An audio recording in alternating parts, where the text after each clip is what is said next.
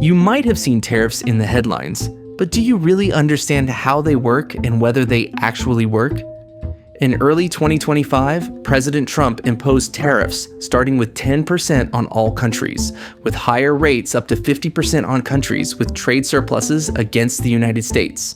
To put it in perspective, the average US tariff rate before this was only about 2 to 3%. Some supporters say these tariffs will bring back American manufacturing jobs and protect workers. Critics warn they'll spark a trade war that makes everything more expensive and could even trigger a recession. So, who is right?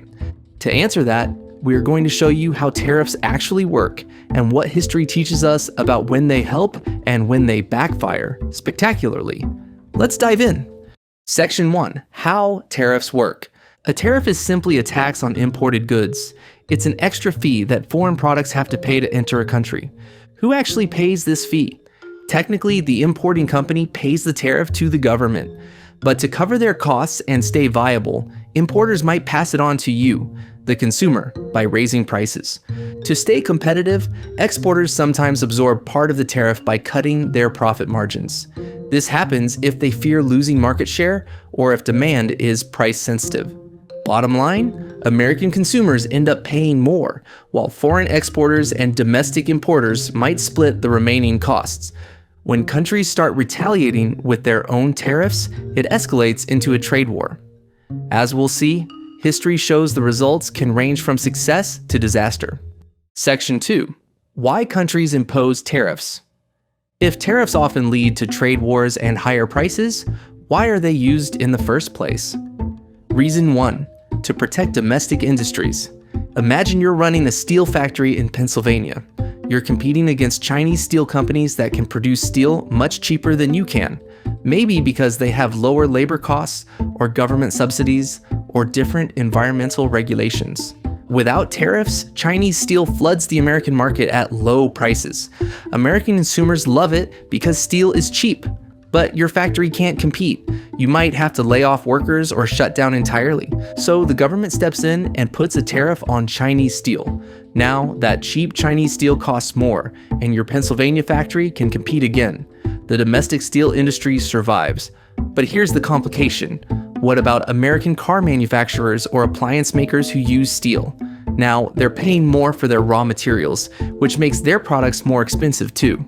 So, you protect one industry, but might hurt several others downstream. Reason 2, to generate government revenue. When tariffs are collected, that money goes into government coffers.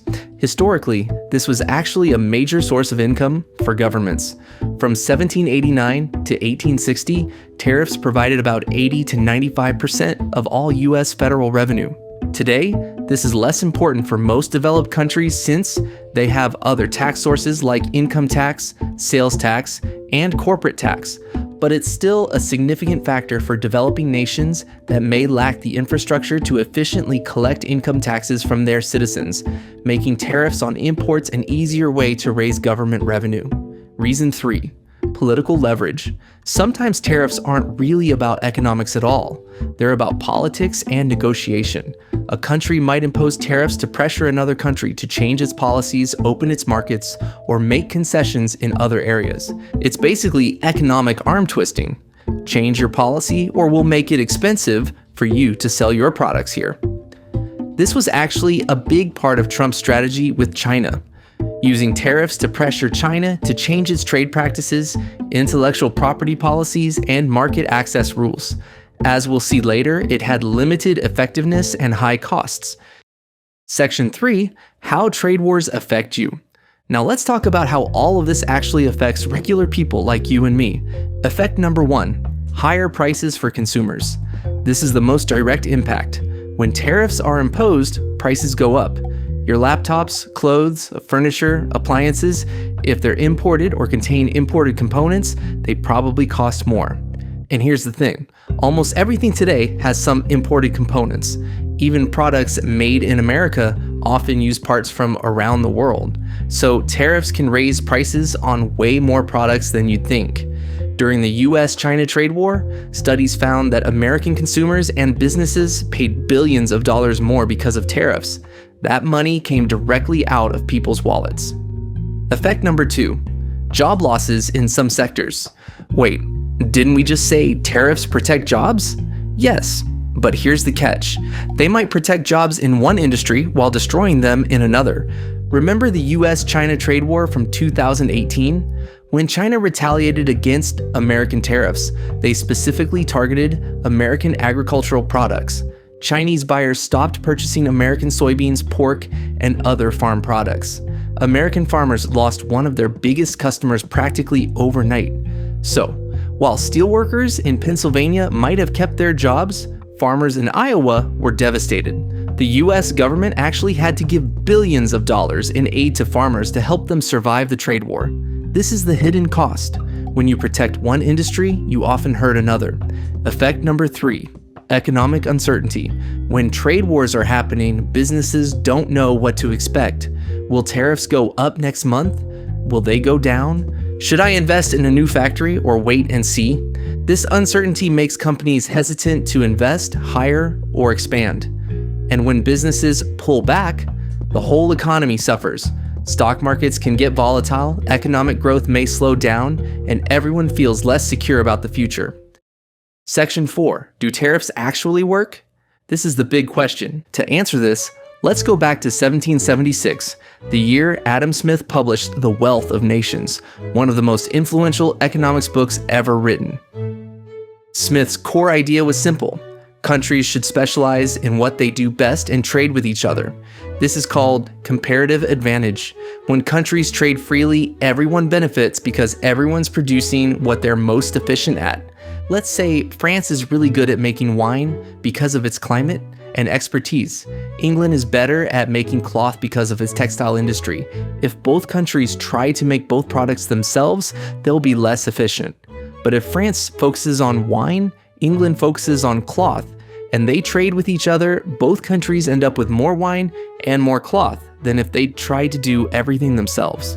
Adam Smith argued that protectionism, using tariffs to block trade, makes everyone poorer. When you force your country to produce things, it's not good at producing. You waste resources and end up with worse products at higher prices. Now, does this mean tariffs never work? Not exactly. There are some situations where they might. First, protecting strategic industries for national security. If you are in a war, you can't rely on your enemy to supply your steel or semiconductors. So some countries use tariffs to maintain domestic production of critical goods, even if it's more expensive. Second, the infant industry argument. This says that brand new industries in developing countries might need temporary protection to grow strong enough to compete globally. Give them some time behind tariff walls to learn, improve, and scale up, and eventually they can compete on their own. Third, as leverage in negotiations. Sometimes the threat of tariffs can bring other countries to the negotiating table, but here's why tariffs often fail, and why Adam Smith was mostly right. Other countries retaliate, turning one tariff into a trade war. Consumers end up paying much higher prices for everything. The economy becomes less efficient because you're producing things you're not good at producing. And with today's global supply chains where products are made from components from dozens of countries, tariffs create a complicated mess that can hurt multiple industries. History generally shows that free trade creates more wealth, more innovation, and more prosperity than protectionism. But let's look at some real examples to see when this holds true and when it doesn't. Section 5, Historical Examples. When tariffs work and when they don't. Let me tell you about 3 different times in American history when tariffs were used, with very different results. Example 1. The United States in the 19th century. The success story. After America won independence, it faced a big problem. Britain was already an industrial powerhouse with advanced factories, especially in textiles and iron. American industries were just getting started and couldn't compete. Leaders like Alexander Hamilton and Henry Clay promoted what they called the American system, protective tariffs on manufactured goods.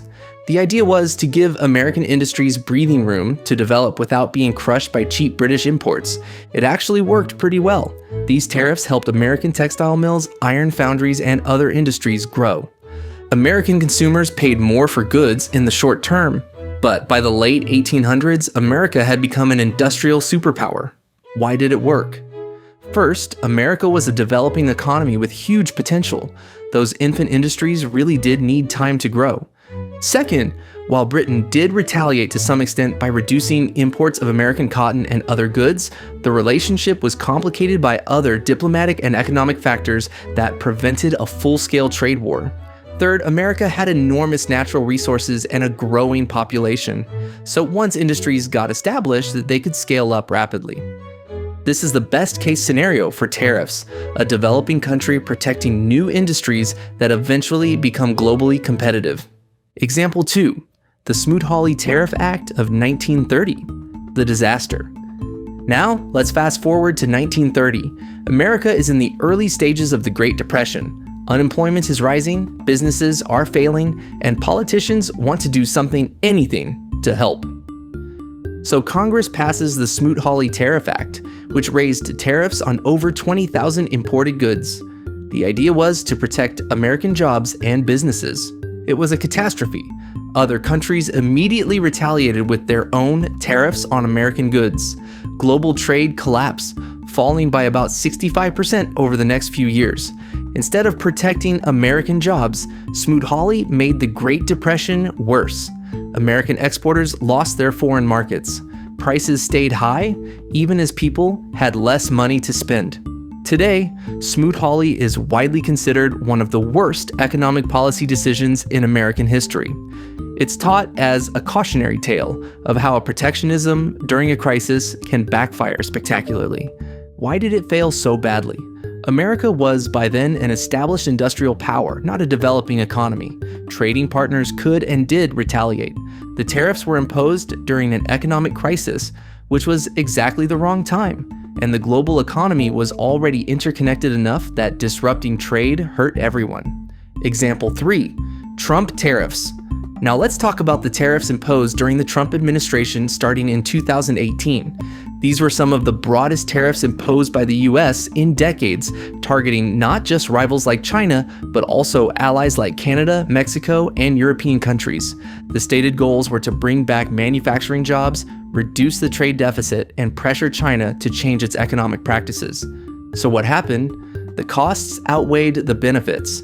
The government collected billions in tariff revenue, and some companies announced plans to move production, though many never actually moved.